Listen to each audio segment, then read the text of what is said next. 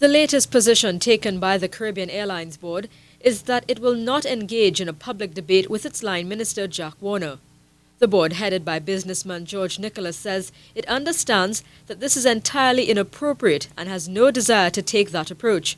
However, the board notes that its relative silence on the issues being ventilated in the media is creating an impression that it has something to hide or that it has acted inappropriately. The board says it has not sought to terminate the arrangements between the airline and ATR. The board says, quote, "As a newly appointed board, while it was selected and not elected, being fully cognizant of its statutory and fiduciary obligations and liability, it sought an opportunity to review the transaction and to satisfy itself that it was in fact the best option in keeping with the operational requirements of the airline." This it did in correspondence to its line minister on November 22, 2010. Sadly, it appears that its attempts at good governance have been misconstrued. Instead, the board has been accused of flouting the decision of Cabinet and the line minister.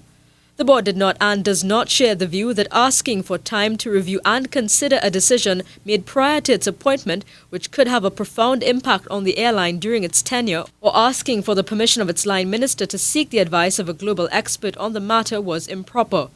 The board did not, in fact, give a final approval for the purchase of the ATRs or the number and price of the aircraft. End quote. As for the issue of when exactly was Captain Ian Brunton's employment terminated, the board says, contrary to statements made in the press, that the meeting with the line minister concluded at 9:45 a.m. and Captain Brunton was fired by 11 a.m., neither the board nor the chairman of the board took any steps to, nor did they dismiss Captain Brunton as a consequence of this meeting.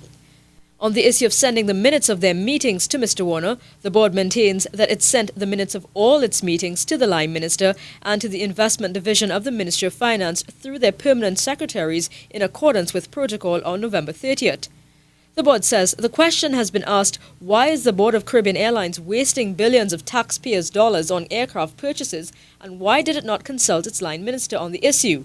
Their answer is, quote, "In the normal course of the airline's business, there may be demonstrations of interest in acquiring aircraft by way of lease or purchase, particularly given the acquisition of the Jamaican routes and the need for aircraft to service those routes. However, without the requisite due diligence, the airline has not, nor will it embark on any such acquisition, and even then, it will not proceed without the approval of the board in consultation with the line minister and without the approval of its shareholder through Cabinet. Any suggestion that this board has acted in a contrary manner cannot be substantiated." Reporting for CNC3, I'm Charlene Ramdani.